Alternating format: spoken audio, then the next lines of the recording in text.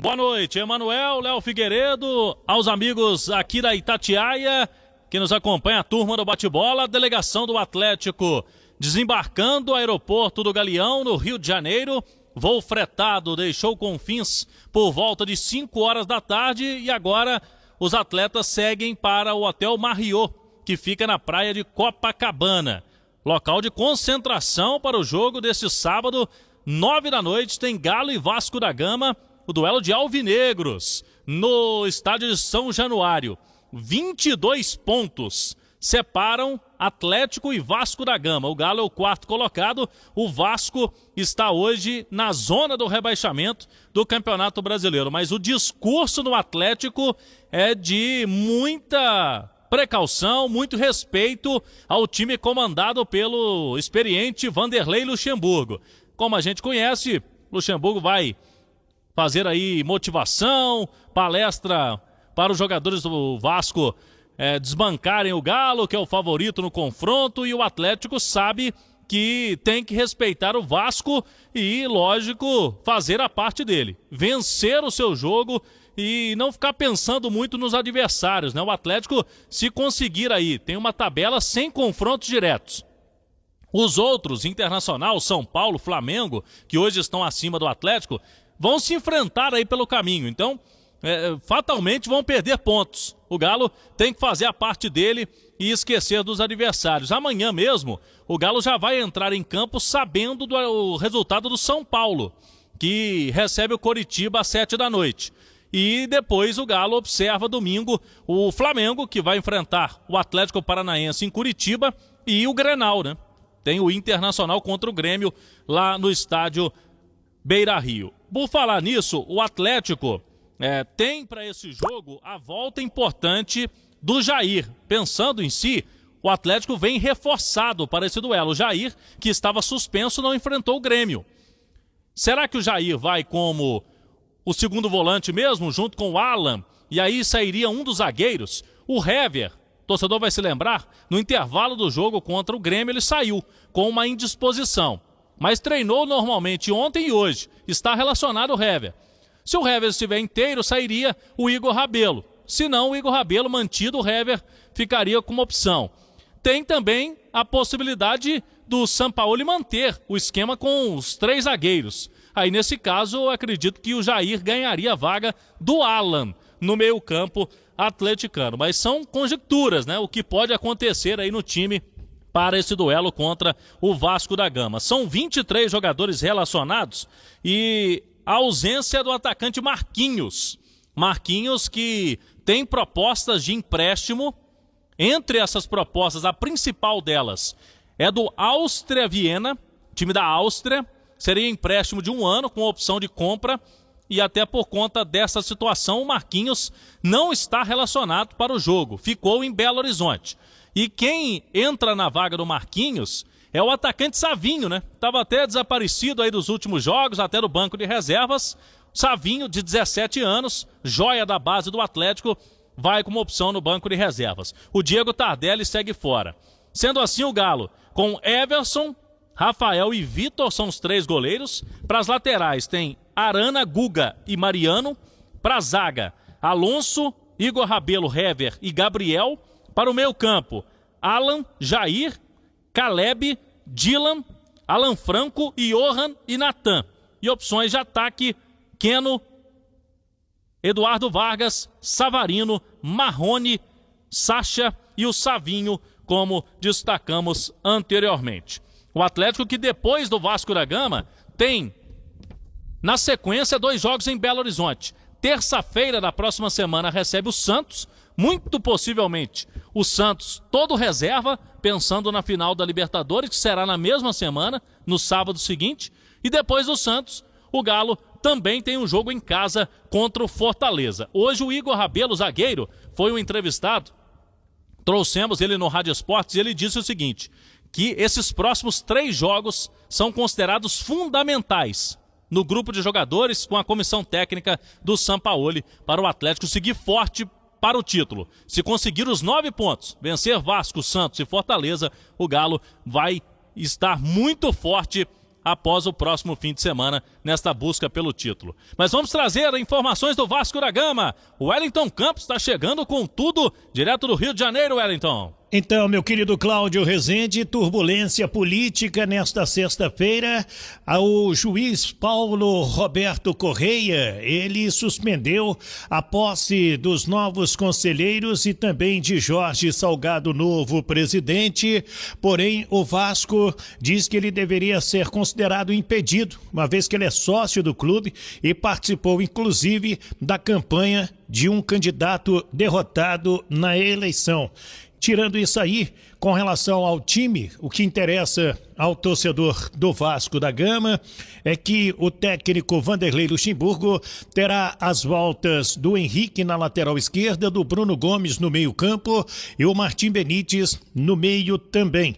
Lembrando que Marcelo Alves pode entrar no lugar do Erley. O provável Vasco, Fernando Miguel, Léo Matos, o Erley ou Marcelo Alves, Castan e Henrique, Bruno Gomes, Léo Gil, Pikachu e Martim Benítez, Germancano, que não marca há 6 jogos, e Thales Magno. Cláudio. Muito bem, tá aí o Wellington Campos, o Vasco da Gama, com seus problemas, desesperado na zona do rebaixamento. Eu já rolo a bola pra você, Léo Figueiredo, tá aí, o Atlético chegando no Rio para enfrentar um Vasco no desespero. E o Atlético com a volta do Jair neste meio campo para esse duelo de amanhã, Léo Figueiredo. Boa noite. Boa noite, Cláudio. Boa noite a todos. Olha, pra mim é Jair mais 10 no time do Atlético. Ele faz a diferença no meio do campo, ele é um jogador polivalente. Na marcação ele vai bem, não é um meio-campista qualquer, ele tem sim força na marcação e tem uma facilidade para jogar em outros lugares ali do meio-campo. Na última partida, inclusive, contra o Atlético Goianiense, ele jogou como um meio-campista pelo lado direito, o Alan jogou como primeiro volante. Então eu não entro nessa de Alan ou Jair, viu, Rezende?